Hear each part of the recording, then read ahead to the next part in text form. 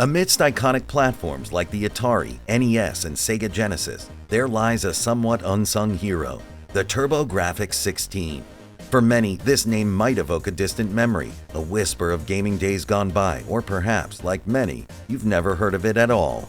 Yet, for those who had the privilege of experiencing it firsthand, the Turbografx-16 was nothing short of revolutionary. Introduced during a time of rapid technological advancement and fierce competition in the video game market, the Turbografx-16, known as the PC Engine in Japan, was a testament to what was possible when ambition met innovation.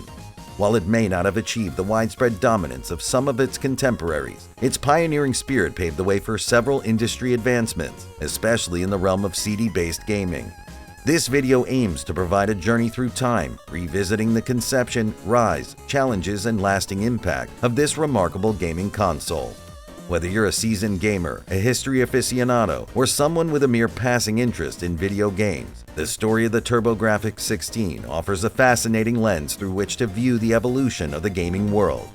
Before we begin, if you're new here, make sure to hit that like button if you enjoyed this video and subscribe if you want to see more videos on retro gaming and tech from the 80s, 90s, and early 2000s. Liking and subscribing is a free and easy way to support what we do here and helps other people who might be interested find this video. And feel free to let us know in the comments what tech history you'd like to see us cover next. Thanks so much, and we hope you enjoy the rest of the video. The 1980s were a transformative decade for video gaming. The early part of the decade saw the rise and rapid decline of the first wave of home video game consoles, culminating in the industry's near collapse in 1983. However, this downturn was soon to be counteracted by the disruptive entrance of Nintendo's Famicom, NES in the West, in 1983, which began redefining home gaming. Against this backdrop, two Japanese companies, NEC and Hudson Soft, decided to merge their respective expertise to tap into this burgeoning market. NEC, primarily known for its achievements in the electronics and computer sectors, was looking for a strong entry point into the video game market. Hudson Soft, on the other hand, was a rising star in video game development, with several hit titles under its belt. Their collaboration gave birth to a machine that was both ahead of its time and perfectly tuned to meet the demands of the then-current gaming landscape. The PC Engine, as it was known in Japan, was unveiled in 1987. It was incredibly compact, a stark contrast to the bulkier systems of that era. Its design, combined with the technological prowess it packed, made it a hot commodity in Japan. The system's success was further bolstered by its strong lineup of games, many of which showcased the console's graphical capabilities to the fullest. The overwhelming success of the PC Engine in Japan naturally led to ambitions of replicating that success overseas. Thus, with a rebranding to match the Western market's penchant for powerful-sounding console names, the Turbografx-16 was born. The 16 in its name was a nod to its 16-bit graphical capabilities, setting an expectation of superior graphics compared to the prevailing 8-bit systems. However, transitioning from the Japanese market to the Western one was not without its challenges. Cultural nuances, marketing dynamics, and stiff competition posed considerable hurdles. But at its core, the Turbografx-16 was a product of passion and collaboration, aiming to redefine gaming experiences. At the heart of the Turbografx-16's allure was its state-of-the-art technology. While other systems of the era were breaking ground in their own ways, the Turbografx-16 boasted a unique blend of specifications that set it apart. The Turbografx-16's brain was the Hudson Soft HUC6280A. While technically an 8-bit microprocessor, it was no slouch. This CPU ran at a speed of 7.16 MHz and had enhanced features like a built-in timer, audio capabilities, and the ability to control the system's video hardware directly. It was designed for multifunctionality, enabling smoother gameplay and better graphics rendering. Here's where the 16 in Turbografx-16 makes its mark. While the CPU was 8-bit, the console's graphics processor leaned into 16-bit territory. It featured two graphics processors, a 16-bit video color encoder, and a 16-bit video display controller. These allowed for a wider color palette, 512 colors, with the capability to display up to 482 colors on screen simultaneously. This meant more vibrant and detailed graphics, putting it ahead of the other 8-bit systems of its time. The Turbografx-16 featured 6 programmable sound generators. This was accompanied by the system's dedicated sound chip, offering gamers a rich audio experience. The audio capabilities were further heightened with the Turbografx CD add-on, allowing for CD quality sound and music. Instead of the typical chunky cartridges, the Turbografx-16 utilized hue cards, known as turbo chips in North America. These credit card-sized cartridges were both portable and durable. Their compact size was a testament to the system's forward-thinking design, emphasizing ease of use and space saving. Perhaps one of the most groundbreaking aspects of the Turbografx-16 was its foresight into expandability. The Turbografx CD, which came later as an add-on, was a pioneering move. By utilizing CD-ROM technology, it expanded the console's capabilities dramatically, offering larger game storage, full-motion video, and a boost in audio quality. This step was a precursor to the CD revolution that would dominate the next generation of gaming. In sum, the Turbografx-16 was a harmonious blend of the tried and tested with the cutting edge. It aimed to deliver a superior gaming experience, and its technical specifications were a testament to that goal. A console can boast groundbreaking technical specifications, but its enduring appeal and success typically hinge on its game library. The Turbografx-16 was no exception, and while its library might not have had the expansive reach of some competitors, it held a trove of gems that captured the hearts of many gamers. Games like Bonk's Adventure, Bomberman, Ease, and R-Type provided a diverse range of games from adventure to action RPG to shoot 'em up. The Turbografx-16 had an extensive game library in Japan as the PC Engine. Sadly, not all of these titles made their way to Western shores. Games like Castlevania Rondo of Blood, which later became cult classics, initially remained Japan exclusives.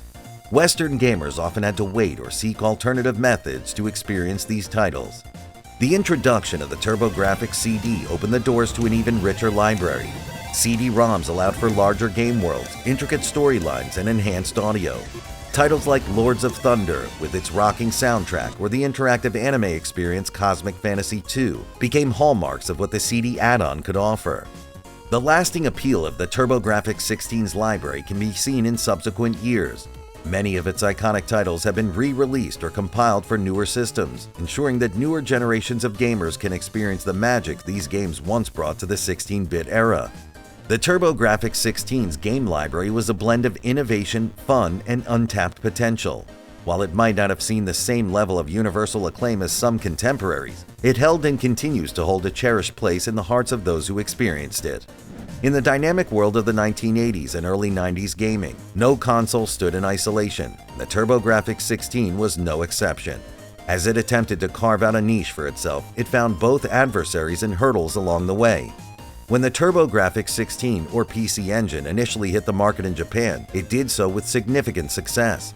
However, its Western counterpart entered a more crowded and competitive landscape. Two major adversaries stood out: Nintendo's NES.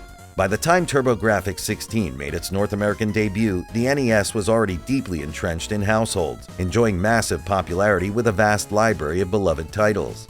Sega Genesis, Mega Drive outside North America. Launched around the same time as the Turbografx-16, the Genesis had aggressive marketing, a 16-bit processor, and would soon introduce its iconic mascot, Sonic the Hedgehog. Turbografx-16's marketing strategy in North America often seemed ambiguous. While the system's name touted its 16-bit graphics capabilities, its 8-bit CPU sometimes led to confusion. Furthermore, Sega's aggressive "Genesis does what Nintendo don't" campaign often overshadowed the Turbografx-16's messaging. While the Turbografx-16 had a range of quality titles, it couldn't match the extensive third-party developer support that consoles like the NES and Genesis enjoyed. This resulted in a smaller library for the Turbografx-16 compared to its competitors. Making its North America debut in 1989, Turbografx-16 came in at a higher price point than the established NES. While its capabilities justified the cost, many consumers were hesitant, especially with the Sega Genesis offering a comparable price with more aggressive marketing. The Turbografx-16's game library in Japan was extensive, but many of these titles never made their way to Western shores. This gap in localization meant Western audiences missed out on potential hit games, further narrowing the console's appeal. In conclusion, while the Turbografx-16 was a formidable console with a dedicated fan base, it grappled with powerful competitors, marketing challenges, and missed opportunities in a fast-paced and unforgiving gaming landscape. The Turbografx-16, while not achieving the level of mainstream success enjoyed by some of its contemporaries, has left an indelible mark on the annals of gaming history.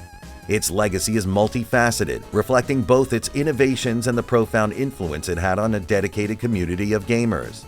Foremost, the Turbografx-16, along with its Japanese counterpart the PC Engine, pioneered aspects of gaming that are now commonplace.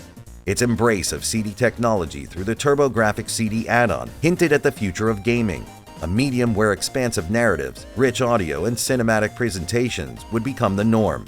Moreover, its unique cue card system, reminiscent of a credit card in size, is a precursor to the shift towards compact and portable gaming media, a trend more pronounced in today's era of digital downloads and tiny cartridges for systems like the Nintendo Switch. Beyond the technical, the Turbografx-16's library of games, from classics like Bonk's Adventure to innovative titles for its CD expansion, remains a testament to the creative spirit of the 1980s and 90s gaming scene. These games, while perhaps not as ubiquitous as titles from Nintendo or Sega, have garnered cult followings.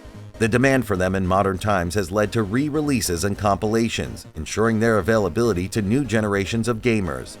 The Turbografx-16 serves as a powerful reminder in the gaming industry that success isn't merely defined by sales figures or market dominance. It's also about the lasting impact a system has on its users and the industry at large. While the console had its fair share of challenges, its enduring appeal and the fond memories it evokes in fans underscore its significance.